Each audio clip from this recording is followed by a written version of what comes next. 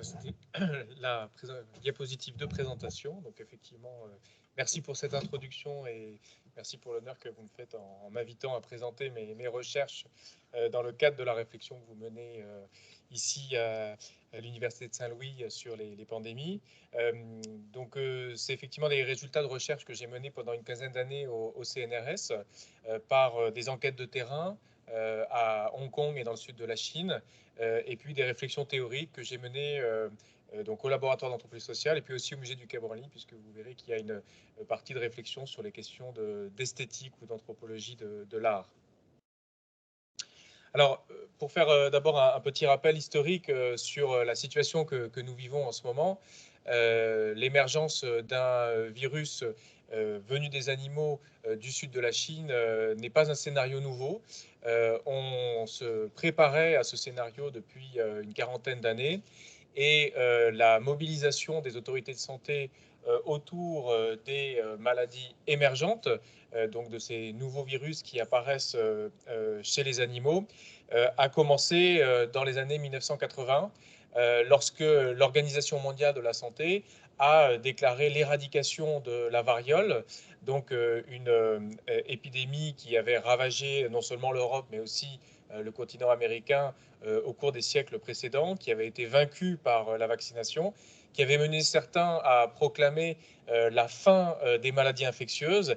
Et au même moment, un nouveau virus apparaissait en Afrique centrale, le virus Ebola, donc du nom d'une rivière à côté dans le Congo. Et ce nouveau virus était très létal. Il tuait à peu près 95% des personnes infectées. Il s'est transmis par les primates. On a découvert ensuite qu'il était également porté par des rongeurs, par des chauves-souris. Et donc, l'idée qu'on allait se débarrasser des maladies infectieuses grâce aux outils de la vaccination ou des antibiotiques a été mise en question par l'émergence de cette nouvelle maladie qui en annonçait d'autres, puisque quelques années après, le virus du sida a été identifié aux États-Unis, s'est répandu dans le monde entier. Alors, non pas une épidémie de flambée comme Ebola, avec des cas très spectaculaires, avec des fièvres hémorragiques, mais une épidémie beaucoup plus lente, avec un virus qui rentre dans les cellules, qui affaiblit les systèmes immunitaires. Et on a pu parler à propos du sida d'une nouvelle grande pandémie, puisque tous les continents ont été infectés par ce nouveau virus. Donc, je rappelle que pour l'Organisation mondiale de la santé, il y a pandémie quand deux continents sont infectés par un même virus. Mais donc le sida s'est répandu en quelque sorte lentement. Et l'idée qui a été forgée dans les organisations de la santé à partir des années 80, c'était qu'on pouvait anticiper le prochain virus qui apparaîtrait depuis les animaux. On a notamment pu identifier à la fin des années 1980 que le virus du sida circulait, enfin, des virus proches circulaient chez les singes, chez les primates, en Afrique, qu'il s'était sans doute transmis aux humains en Afrique centrale, là aussi, dans les années 1920, du fait du commerce du caoutchouc, de la prostitution, dans des lieux de grande densité de relations humains-animaux. Et donc, il est apparu la possibilité de détecter le prochain virus ou la prochaine maladie qui viendrait des animaux. Donc, mes recherches portent justement sur ces maladies qui franchissent les barrières d'espèces, ce qu'on appelle les zoonoses, donc qui passent des animaux non humains aux humains et dans l'autre sens, et qui ont cette caractéristique que nous n'avons pas d'immunité contre ces pathogènes, à la différence donc, de la plupart des pathogènes qui circulent dans la population humaine. Donc, pour éviter les effets catastrophiques de ces nouveaux virus ou microbes venus des animaux, on a voulu lancer l'alerte dès qu'ils apparaîtraient chez les animaux. Ce qui explique donc la mobilisation autour de la grippe aviaire en 1997 en Chine, un virus qui apparaît à Hong Kong avec une létalité de 70%, donc 2 personnes sur 3 infectées qui en meurent. Donc ça a conduit à des mesures très fortes qui ont considérablement restreint la circulation de ce virus H5N1. Et il y a eu à peu près 800 personnes dans le monde qui en ont été infectées pour 500 morts. Mais l'alerte qui a été lancée sur le H5N1 a été confirmée par le coronavirus du SRAS en 2003, donc un virus très différent de la grippe, beaucoup plus gros, d'où son nom de couronne, beaucoup plus stable apparemment, mais qui est apparu donc dans le sud de la Chine, dont on a découvert qu'il venait des chauves-souris, et qui a conduit donc à une épidémie faisant 8000 personnes infectées et 800 morts. Donc au regard de la pandémie de SARS-CoV-2, c'est très peu, mais c'était une véritable alerte parce qu'il est passé par le sud de la Chine à un moment où on réalisait l'interdépendance entre l'économie mondiale et l'économie chinoise. Donc les mesures contre le H5N1 ont été renforcées par ce qui a été pris sur le SRAS.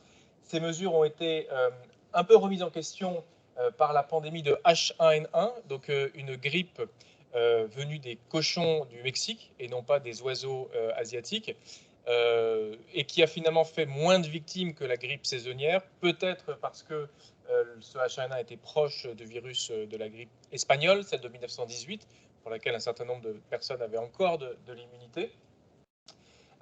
Mais ça confirmait le scénario d'émergence de virus de grippe par ce qu'on appelait donc le réservoir animal, qui passe par les oiseaux sauvages, les volailles domestiques, les cochons, pour aller jusqu'aux humains. Donc on avait en quelque sorte deux réservoirs animaux pour un grand nombre de virus, l'un qui passait plutôt par les chauves-souris, les primates, les rongeurs, et l'autre qui passait plutôt par les oiseaux sauvages et les cochons. Donc à l'origine, deux espèces quand même très mobiles, chauves-souris et oiseaux, et donc qui ont cette capacité à transporter les virus sur de grandes distances. Et ce qui amplifiait en quelque sorte l'alerte sur ces virus venus des réservoirs animaux, c'est la carte des transports internationaux, et notamment donc, par avion, qui font qu'un virus qui émerge par exemple dans le sud de la Chine ou dans le centre de l'Afrique va se transmettre très rapidement au reste du monde, donc en quelque sorte des vols artificiels qui prolongent ceux des animaux qui volent en quelque sorte naturellement. Après donc l'alerte sur la grippe porcine en 2009, il y a eu un autre coronavirus qui est apparu en Arabie Saoudite. Donc ça change un peu de la polarisation sur Asie et Afrique, et qui se transmettait par des dromadaires, donc des animaux qui ont des contacts assez intenses avec les humains dans l'Arabie Saoudite, à la fois par la consommation de lait, comme animaux familiers ou comme animaux de course. Il y a eu à peu près 3000 personnes infectées, dont un tiers sont décédées, donc un virus là aussi assez létal. Et puis le virus Ebola, qui jusque-là s'était limité au centre du continent africain, est passé en Afrique de l'Ouest. On a eu peur que les grandes villes comme Lagos au Nigeria ou Dakar au Sénégal soient des vecteurs de transmission. Et finalement, il est resté limité à des petits pays dont les infrastructures de santé publique sont assez fragiles, comme le Libéria, la Guinée ou la Sierra Leone. Mais il continue à faire des cas sporadiquement. Et donc, vous voyez que le SARS-CoV-2, qui cause la Covid-19, intervient après une série assez longue d'alertes sur des émergences virales, de mobilisation des autorités de santé pour à chaque fois essayer de contenir le virus à son point d'émergence. Alors, le virus est apparu à Wuhan en décembre 2019, sans doute circulait-il quelques mois auparavant. L'alerte n'a pas bien fonctionné puisque les médecins qui ont remarqué la ressemblance entre ce virus, ces symptômes de pneumonie et celui du SRAS, n'ont pas été écoutés pendant plusieurs semaines. Et donc le virus a diffusé très rapidement en quelques semaines à l'ensemble du globe, avec les conséquences que l'on connaît, puisque même s'il est peu létal, à peu près entre 0,1 et 0,5%, son taux de contagiosité est très élevé. Alors, ce qui m'intéresse dans ce récit, dans cette série, donc ces 40 dernières années où on voit comme ça des émergences régulières de nouveaux virus, c'est comment ça va transformer les normes de santé. Alors, jusqu'aux années 70, les épidémies étaient gérées à travers des calculs de risque. On connaissait les formes d'exposition des différentes populations à des pathogènes.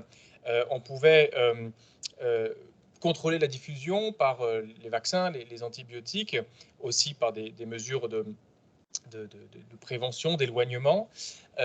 Mais on avait une idée de la répartition de ces épidémies sur un territoire par tout un ensemble de savoirs statistiques, reposant sur des calculs de probabilité. Or, ce qu'on voit avec ces maladies infectieuses émergentes, c'est qu'elles peuvent apparaître n'importe où, n'importe quand. Et donc, on ne peut pas utiliser le calcul de probabilité pour savoir, pour l'anticiper, pour savoir le risque que l'on a d'avoir un virus contagieux ou létal. Quand un virus apparaît, sa contagiosité et sa létalité sont imprévisibles. Et également, c'est parce que ses effets sur le système immunitaire ne sont pas connus. Et donc, on bascule dans l'anticipation de la catastrophe, c'est-à-dire un événement peu probable dont les conséquences sont immenses, à la fois sur les organismes humains et sur les infrastructures des sociétés. C'est ce qu'on a vu notamment avec la crise du SRAS, où le continent asiatique a été bloqué pendant plusieurs mois. Les vols ne décollaient plus.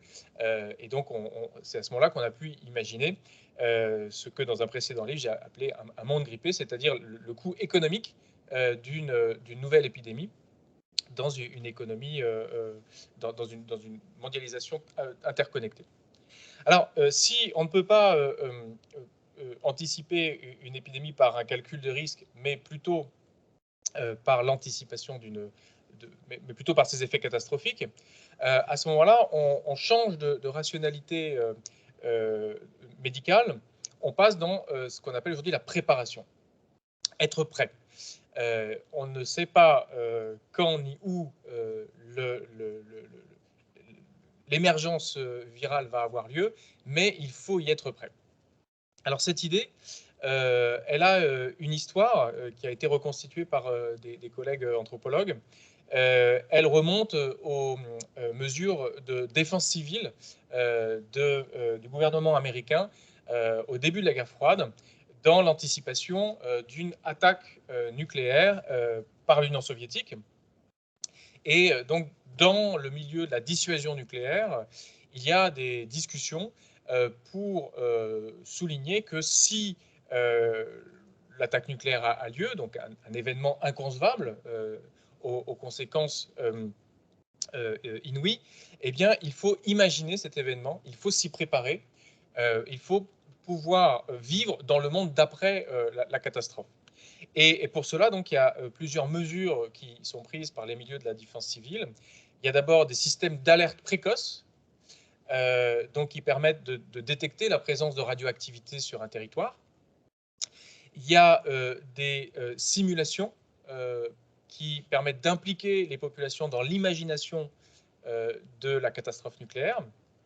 Et puis, il y a des formes de stockage de biens prioritaires qui permettront de limiter les effets de la catastrophe, par exemple des capsules d'iode contre la radioactivité.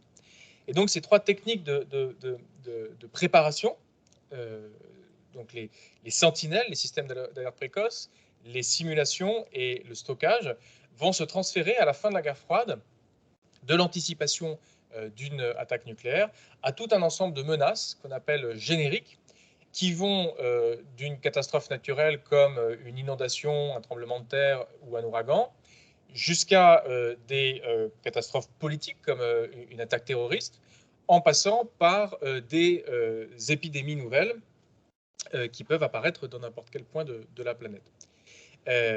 Donc la même rationalité d'anticipation des catastrophes est appliquée à ces événements qui ont pour caractéristique commune d'avoir donc une probabilité incalculable et des effets catastrophiques.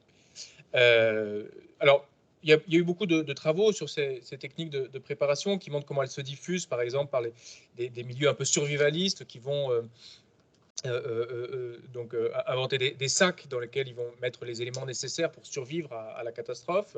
Il y a beaucoup de livres qui ont été diffusés et celui-ci est recommandé par Bill Gates, donc de la fondation portant son nom, qui a beaucoup investi justement dans les techniques de santé globale pour porter secours à des populations aux différents points de la planète.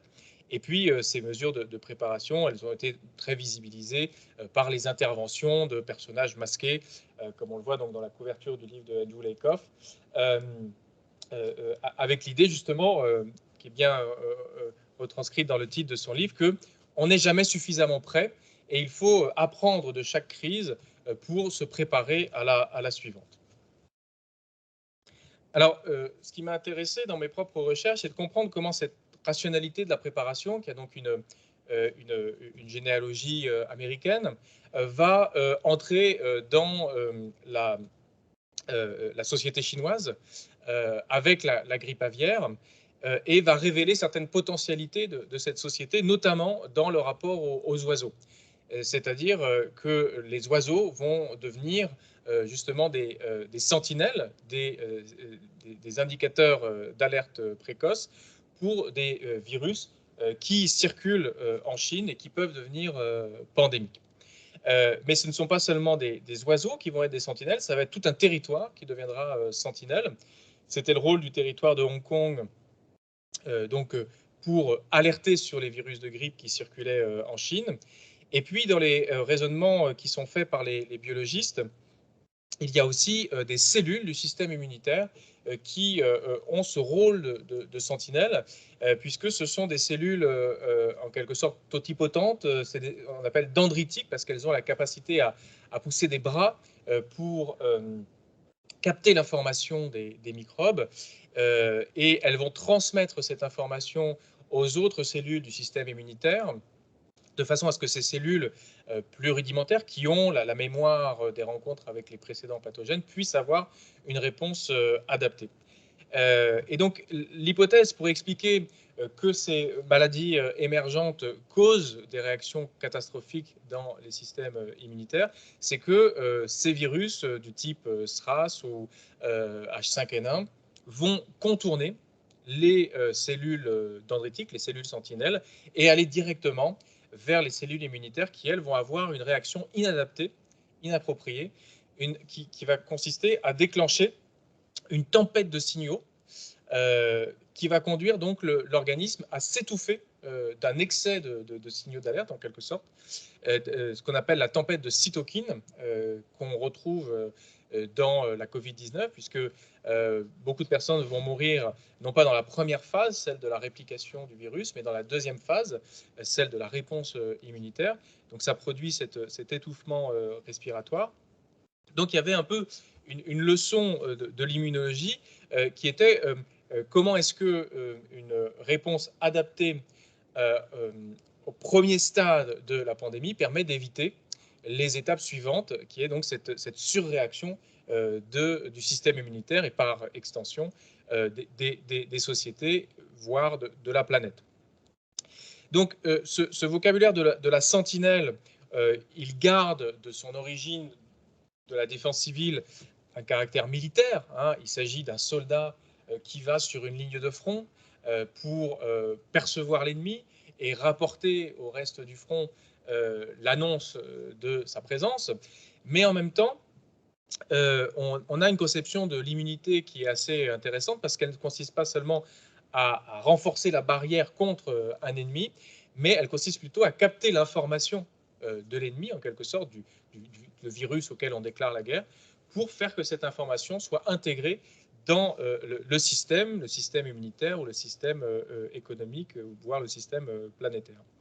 Donc, ce qui m'a intéressé, c'était de voir aux différents niveaux où s'organisent les sentinelles, comment se produit cet échange de signaux.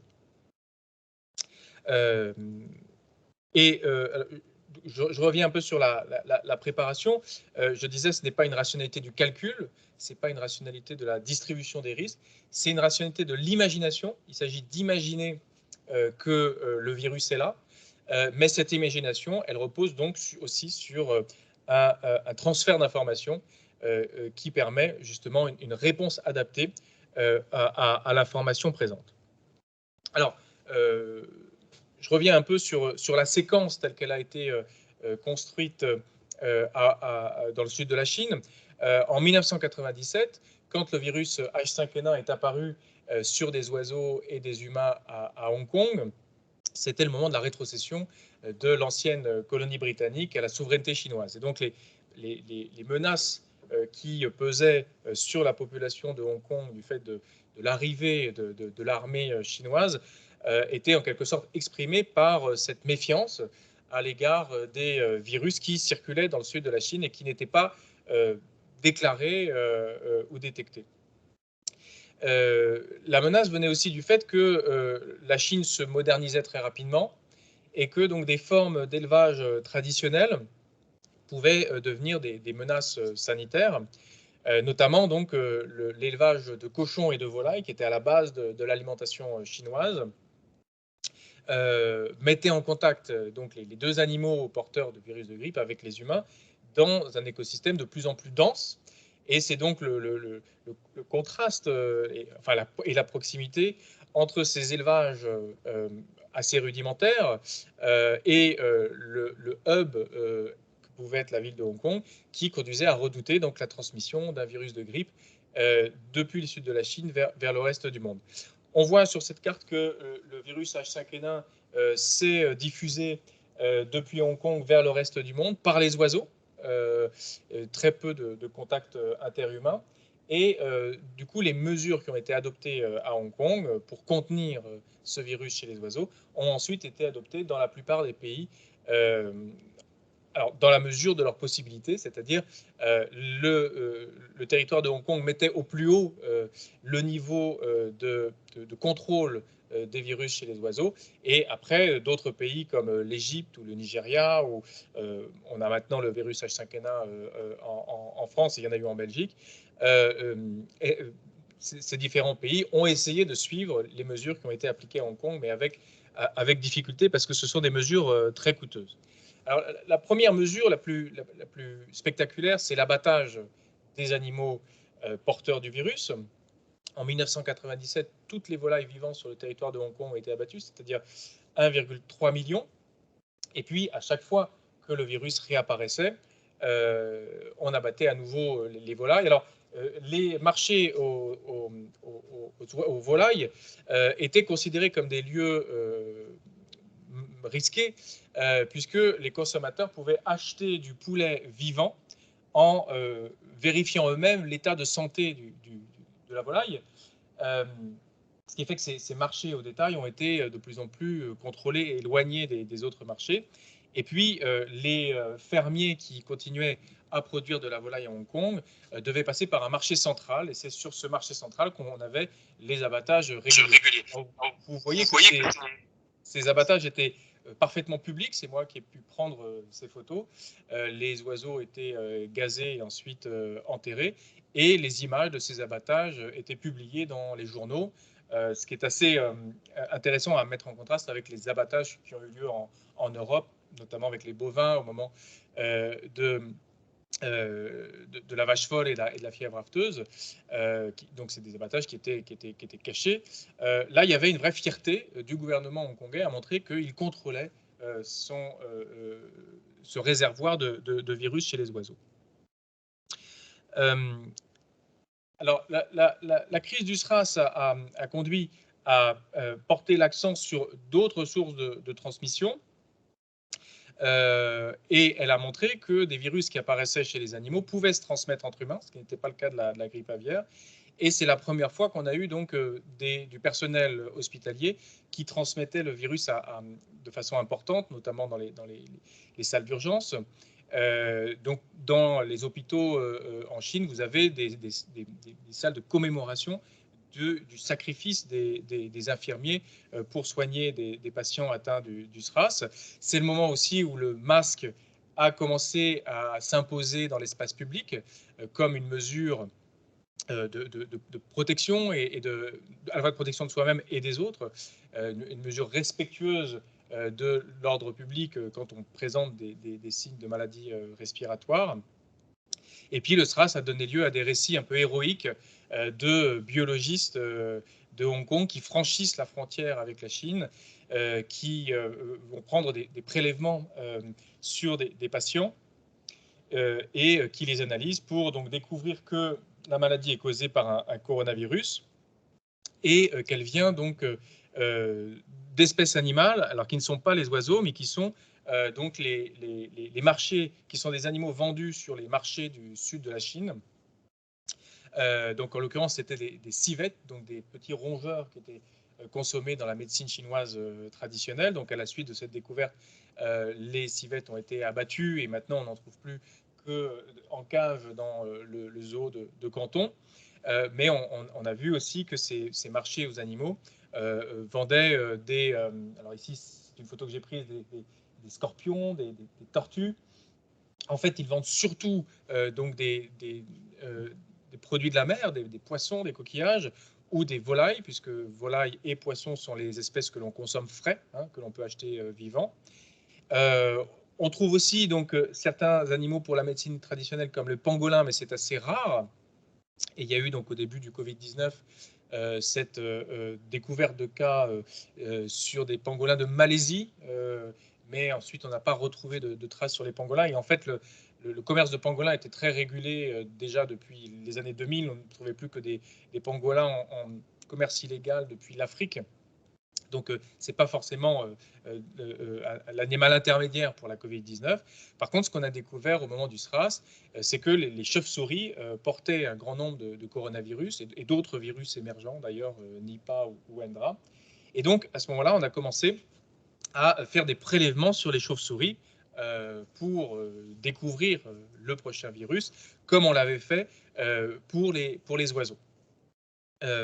Alors, ces mesures de prélèvement sur les oiseaux, elles se font sur les marchés, elles se font aussi sur les fermes, et il y a donc une mesure que je n'ai trouvée qu'à Hong Kong, mais qui est assez intéressante du point de vue de ma réflexion sur les techniques de santé globale, c'est que le terme, donc c'est des volailles qui ne sont pas vaccinées et qui sont placées à l'entrée de la ferme. Puisque donc, en Chine, on vaccine les volailles.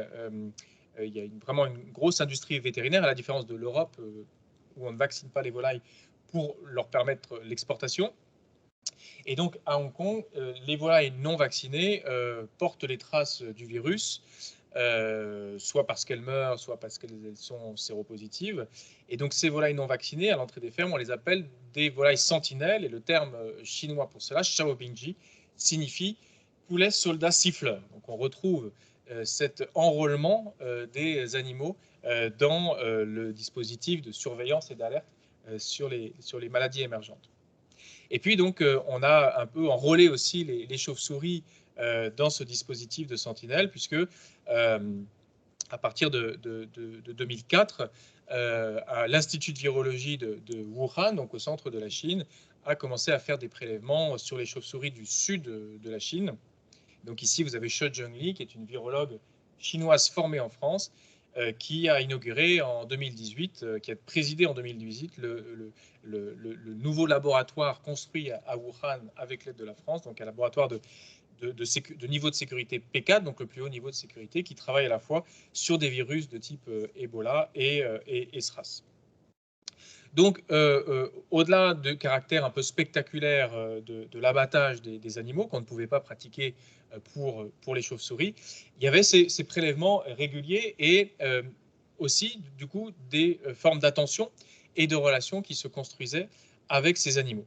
Alors, ce qui m'a intéressé, c'était de comprendre comment cela ne ressort pas seulement d'une rationalité militaire de surveillance et d'alerte, mais cela peut aussi inclure, intégrer des formes d'attention aux animaux qui se déroulent sur un temps plus long, qui ne visent pas seulement la santé des humains, mais qui aussi prennent en compte la santé des animaux, Et j'ai donc suivi le travail des observateurs d'oiseaux, les birdwatchers, ce qu'on appelle aussi les ornithologues, donc d'abord à Hong Kong et puis ensuite à Taïwan et à Singapour.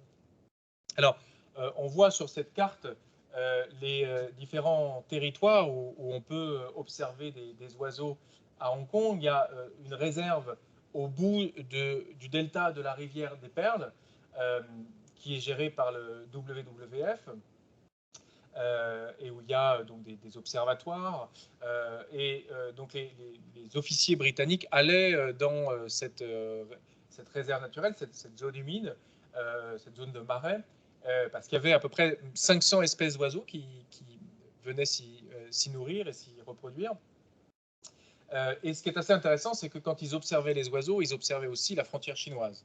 Donc il y avait cette dimension d'anticipation de la menace militaire et de la menace environnementale en même temps. Cette forme cette pratique à la fois militaire et environnementale et donc coloniale a été donc transférée à des citoyens chinois qui se sont donc enrichis, qui ont consacré leur loisir à cette activité, qui se sont aussi équipés. Et donc ces observateurs d'oiseaux ont surveillé les cas de grippe aviaire dans les différents territoires où l'on pouvait observer des oiseaux sauvages, donc à la fois le delta de la rivière des Perles, les forêts, les îles, et ils ont montré que le plus grand nombre de cas de H5N1 sur des oiseaux sauvages se situe au centre du territoire, donc dans la zone de Kowloon, qui est la zone urbaine la plus dense du monde. C'est aussi là qu'était arrivé le SRAS par un médecin chinois venu de Canton qui rendait visite à sa famille.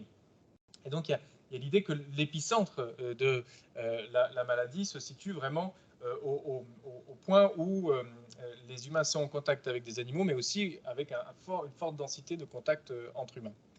Alors, ce qui explique que les cas de grippe aviaire sur les oiseaux sauvages soient dans le centre du territoire et pas sur ses marges, c'est une pratique religieuse qui consiste à acheter des oiseaux pour les libérer. Donc fang sheng, qui signifie littéralement laisser vivre.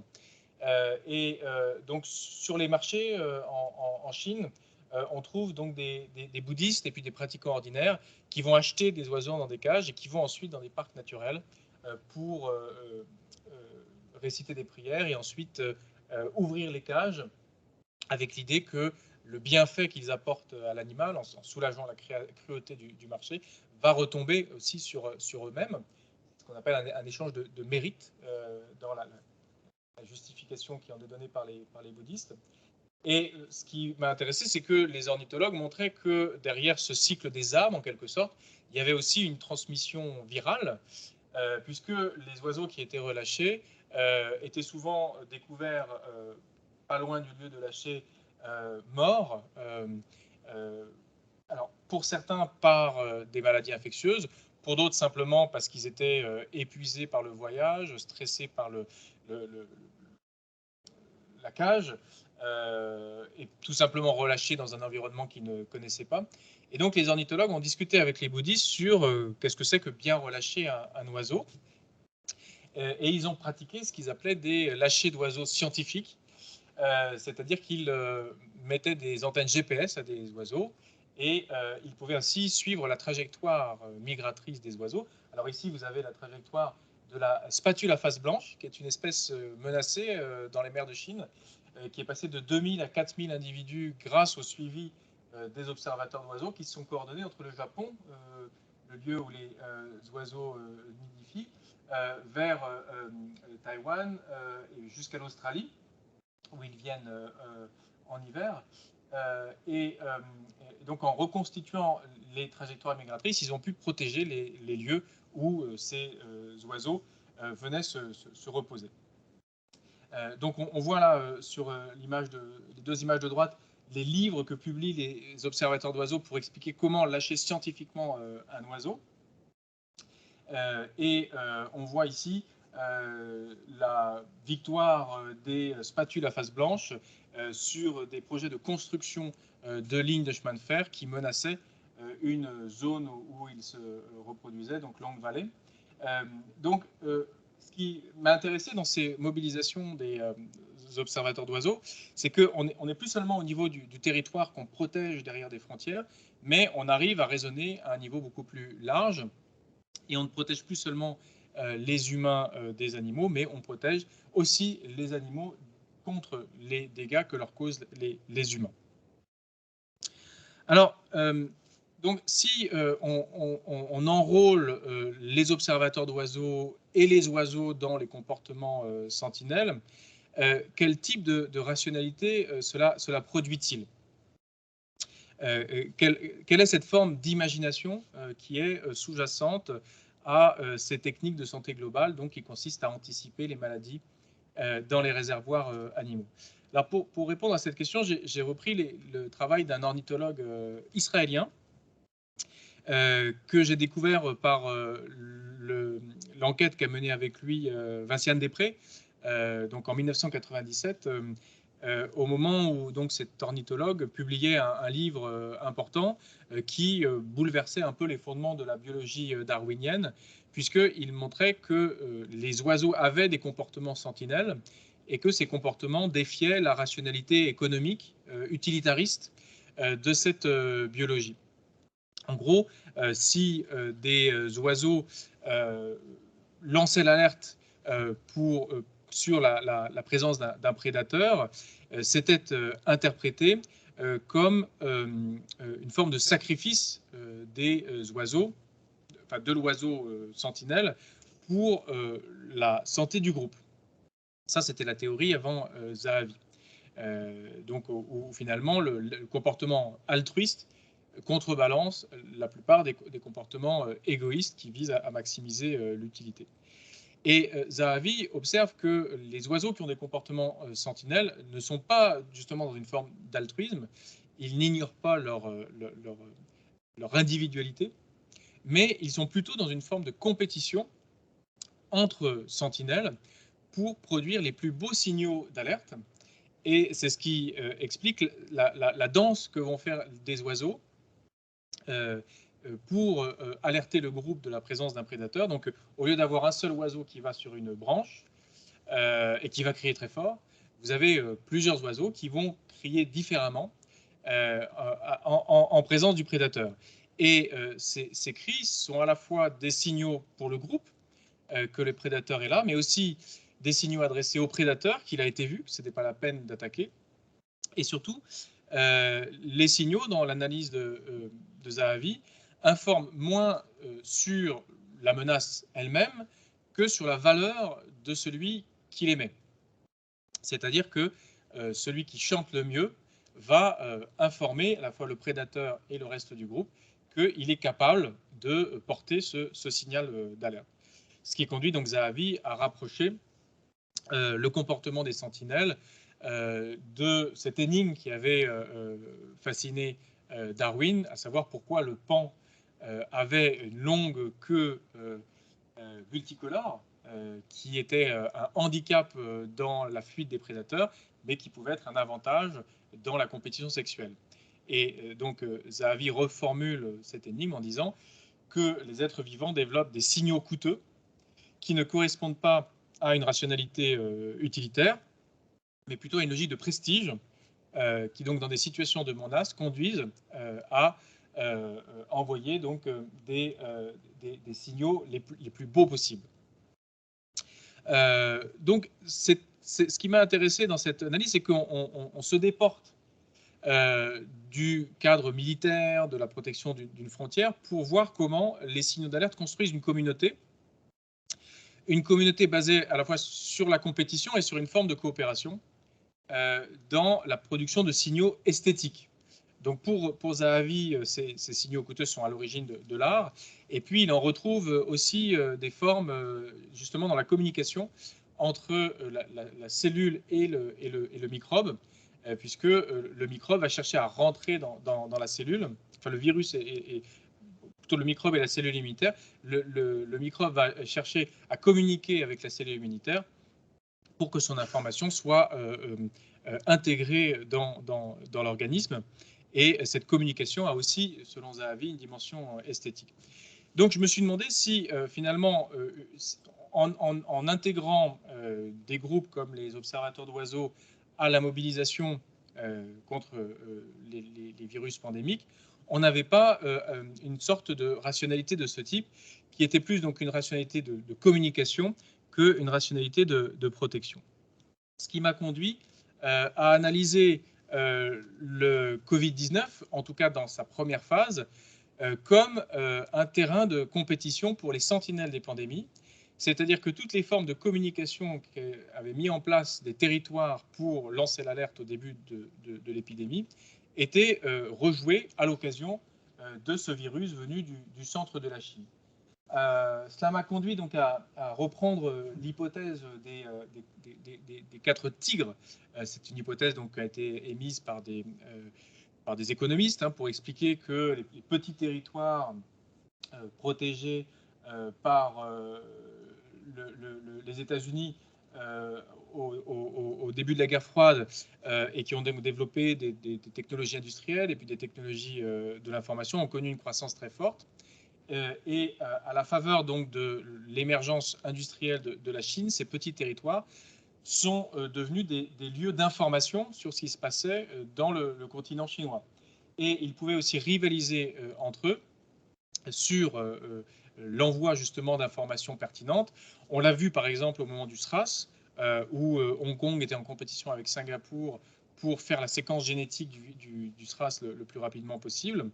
Et on l'a vu au moment du Covid-19 où Taïwan envoyait des masques, la Corée du Sud mettait en place des formes de dépistage massive, donc avec une certaine efficacité. Donc pour ce qui était de la réaction rapide aux pandémies, il y avait effectivement une forme de compétition entre ces tigres asiatiques en rapport avec ce que j'appelle le dragon chinois, c'est-à-dire l'idée d'une grande puissance en transformation lente dont les virus sont les signaux. Donc voilà pour la réflexion que j'ai menée sur les sentinelles, qui donc déborde un peu le cadre initial de signaux d'alerte ou de systèmes d'alerte précoce pour l'intégrer davantage dans à la fois une géopolitique et aussi presque une ontologie des signaux d'alerte. Alors, la deuxième technique de préparation que j'ai analysée, c'était donc celle des simulations. Donc, on a analysé avec des collègues anthropologues les simulations de catastrophes dans différents lieux où elles pouvaient s'organiser pour des tremblements de terre, pour des inondations ou pour des épidémies. Et on a vu qu'elles recouraient à chaque fois à 2 techniques. L'une était des simulations virtuelles, c'est-à-dire des jeux dans lesquels les décideurs donc, avaient un déroulé qui les conduisait à prendre des initiatives, acheter des masques, acheter des vaccins, commander une quarantaine ou un isolement. Ces simulations par ordinateur étaient alimentées par des logiciels sur lesquels les biologistes intégraient donc des mutations des virus. Qu'est-ce qui se passerait si tout à coup on avait un nouveau virus qui apparaissait au Vietnam et qui renverse les mesures qu'on a prises pour un virus apparu en Chine? Donc ces simulations virtuelles, elles ont été complètement reprises à l'occasion de la Covid-19, puisqu'à chaque fois qu'il y avait un mutant, on a vu comment on rejouait les hypothèses sur ce qui allait se passer. Et donc là, on est bien dans l'ordre de l'imagination de l'avenir, puisqu'on ne peut pas calculer les probabilités d'apparition d'un nouveau mutant, mais on peut l'imaginer à partir de branches. On peut imaginer ce qu'on aurait fait si on avait pu voir la mutation apparaître plus tôt. Donc ça repose sur des techniques de visualisation qui sont donc des arbres génétiques où on voit comment les virus mutent à partir d'un ancêtre commun. Et puis il y a une deuxième forme de simulation qui sont des simulations réelles qui s'appuient sur des scénarios souvent écrits par des gens venus du cinéma ou du théâtre qui implique l'usage d'accessoires pour rendre plus réaliste la catastrophe à laquelle on se prépare. Alors ça peut se passer dans des hôpitaux comme ici, ou dans des fermes, dans des marchés, dans des aéroports. Et donc on imagine un accident ou un patient qui arrive et qu'on essaye de contenir assez vite. Ça implique des opérations de triage, donc un mot qu'on a beaucoup utilisé à l'occasion de cette pandémie, c'est-à-dire est-ce qu'on peut trier des patients porteurs de virus épidémique pour éviter qu'ils contaminent les autres. Ce n'est pas tellement le triage du soin, c'est plutôt le triage des symptômes. Donc le but de ces exercices de simulation, c'est d'éviter la panique, c'est de conduire le personnel hospitalier à adopter des comportements routiniers, donc à transformer l'extraordinaire de la pandémie presque en ordinaire. Et ces exercices de simulation avaient lieu 2 fois par an à Hong Kong et dans le sud de la Chine quand j'ai fait mes enquêtes. Et donc, effectivement, ça a conduit le personnel hospitalier à être plus prêt aux épidémies. Et ce sera une question intéressante à suivre, savoir si dans les hôpitaux en Europe, on va faire ces exercices de simulation comme on le fait, par exemple, dans les aéroports. La troisième technique de préparation que j'ai étudiée, donc, pour comprendre comment elle arrivait dans le contexte chinois, c'est celle du stockage. Alors, le stockage est arrivé dans le milieu de la santé globale à peu près dans les années 1970, après une épidémie de grippe qui a mal tourné, qui était une peste porcine, où il y a eu une campagne de vaccination qui s'est mal passée. Et donc, plutôt que de vacciner très rapidement pour un virus inconnu, on a fait des stocks de vaccins, en fabriquant aussi des vaccins souches qui pouvaient s'adapter à plusieurs mutations. Et ces vaccins ont été conservés dans des conditions de secret défense. Donc, ici, le stock national des États-Unis. Mais ensuite, chaque État qui voulait se conformer aux normes de l'Organisation mondiale de la santé devait constituer ses propres stocks de vaccins. Et puis ensuite, on a eu les stocks de masques. Et on sait qu'au cours de cette pandémie, on a découvert que les stocks de masques n'étaient pas assez fournis et qu'ils étaient aussi régis par des logiques budgétaires. Mais quand j'ai commencé mes enquêtes, donc en 2005, il y avait l'idée que pour les stockages, il ne devait y avoir aucune restriction budgétaire et qu'il fallait que toute la population ait des masques et des vaccins à disposition. Ce qui, bien sûr, entre en tension avec la logique du recyclage et du renouvellement. En tout cas, ce qui a été frappant au cours de cette pandémie, c'est qu'il n'y a pas de débat sur les stocks. Les stocks sont gérés par des logiques militaires et pas du tout par des discussions transparentes, démocratiques, à l'exception de Taïwan, où j'ai pu constater que le Parlement votait le renouvellement des stocks de vaccins. Alors, ces stocks de vaccins et de masques peuvent être contrastés avec une autre forme de stockage, donc le stockage de données. C'est ce que font donc les biologistes quand ils font des prélèvements, qu'ils en tirent des séquences génétiques, qu'ils les mettent sous forme numérique et qu'ils les téléchargent sur des bases de données du type GenBank et qui sont ensuite conservées dans des centres de données qui ont leur propre écologie, à la fois coûteuse en énergie et puis aussi exposées à un certain nombre de risques. Par exemple, il y a des travaux sur les techniques de préparation des centres de données pour un événement électromagnétique qui pourrait les endommager. Donc, ces stocks de données sont régis par une forme de transparence, de libre accès, et ils sont donc non pas régis par le secret militaire, mais par une forme de partage universel. Alors, le stock de données a aussi une autre contrainte, c'est qu'il duplique donc les souches virales biologiques par des souches numériques, mais il faut aussi donc conserver les souches biologiques dans des réfrigérateurs, donc dans des laboratoires. Et on a vu avec la controverse sur le laboratoire de Wuhan qu'il peut y avoir aussi des échappées de laboratoire. C'est un événement possible. Et donc, les souches qui sont conservées dans des réfrigérateurs doivent être soumises à des règles de biosécurité. Alors, donc, ces travaux sur les techniques de préparation m'ont conduit à distinguer ces techniques en deux formes. L'une qui correspond davantage aux techniques de santé publique telles qu'elles s'appliquent aux populations humaines et qui suivent une rationalité que j'appelle pastorale, c'est-à-dire qu'elles visent le bien-être d'une population et elles supposent que le gouvernement a une connaissance de la population un peu en dessus, un peu comme le berger sur son troupeau, et va prendre des décisions qui favorisent la santé de cette population. Et donc, je mets en contraste ces techniques pastorales avec des techniques synégétiques, c'est-à-dire des techniques qui reposent au contraire sur la possibilité de prendre le point de vue de l'animal, d'échanger les positions de l'humain et du non-humain, et de voir donc les pathogènes, non plus du point de vue des humains qui s'en protègent, mais du point de vue des animaux qui les portent.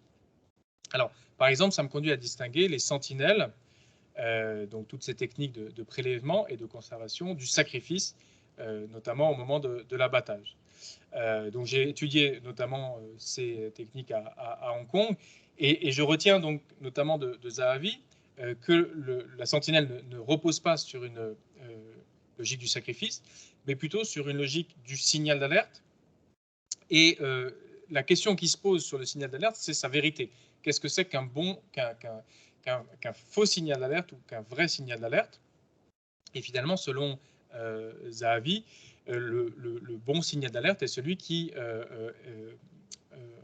permet de communiquer, de construire une communauté de signaux partagés selon une logique de prestige davantage qu'une logique d'utilité.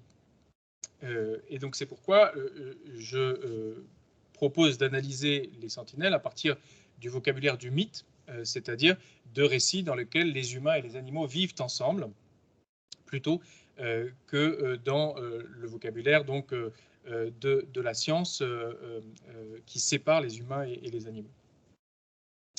La deuxième technique, c'est la simulation. Et je distingue la simulation sous forme synégétique, c'est-à-dire des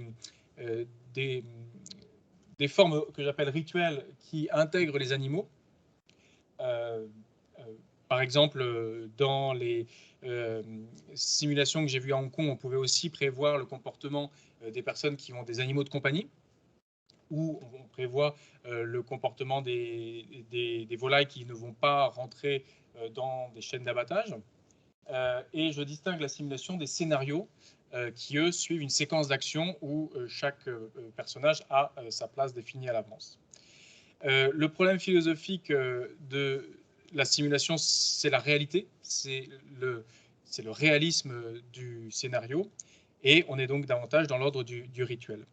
Et puis, pour le stockage, j'ai distingué ce stockage ordinaire pratiqué par les virologues qui vont collecter des données, les partager, et puis le stockage prioritaire qui va être davantage pratiqué par les autorités de santé publique et qui va être régi par des logiques de secret défense. Donc j'ai surtout étudié ça à Taïwan parce qu'il me semblait qu'il y avait un espace justement de transparence démocratique, y compris pour les questions de vaccins et de masques.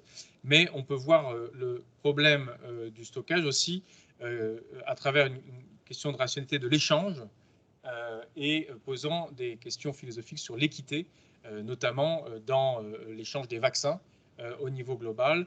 Il y avait tout un débat autour du vaccin contre la grippe aviaire, au moment où c'était des pays du Sud qui avaient des souches plutôt dangereuses. Comment est-ce que les pays du Nord pouvaient échanger en quelque sorte des souches dangereuses contre la fabrication de vaccins? Donc, rappelez que le vaccin, c'est aussi des outils fabriqués par les humains, mais à partir de souches qui circulent chez les non-humains. C'est l'origine d'ailleurs du terme de la vaccine qui vient des bovins. Donc la construction structurale, si on veut, qui conduit à distinguer pour ces trois techniques de préparation des aspects qui mettent en relation les humains et les non-humains et des aspects qui, au contraire, vont plutôt protéger les humains. Ce qui me conduit donc à cette conclusion sur les sentinelles. Donc j'ai voulu, à travers cette notion, décrire un mode de communication, de perception de signaux d'alerte qui se produit à la fois sur des frontières d'espèces, donc on peut dire des frontières ontologiques, et sur des frontières politiques, qui impliquent donc des territoires en compétition les uns avec les autres. Les sentinelles mobilisent un grand nombre d'acteurs pour capter ces signaux d'alerte et déclencher une réponse appropriée avant la catastrophe. Donc effectivement, une grande finesse des sentinelles et aussi la capacité, enfin, le problème qu'elles ont d'être toujours potentiellement leurrées par ces pathogènes quand ils se présentent. Et donc la préparation aux pandémies d'origine zoonotique implique une délégation de la surveillance à ceux qui sont les plus attentifs aux animaux, les éleveurs et les marchands d'animaux domestiques, comme on l'a vu donc, sur les marchés de Hong Kong, ou les protecteurs d'animaux sauvages, comme les observateurs d'oiseaux. Et puis finalement, donc, la préparation aux pandémies implique les scientifiques comme les virologues et les épidémiologistes dans des récits articulant deux temporalités. La temporalité courte de l'urgence sanitaire, qui répond davantage à des logiques militaires de mobilisation, et la temporalité longue des transformations écologiques qui permettent de voir dans ces émergences virales aussi des signaux de transformation environnementale. Si on pense par exemple au lien entre la grippe aviaire et la destruction des habitats des oiseaux, entre le Covid-19 et la déforestation des territoires des chauves-souris, ou l'apparition de nouvelles maladies par le changement climatique.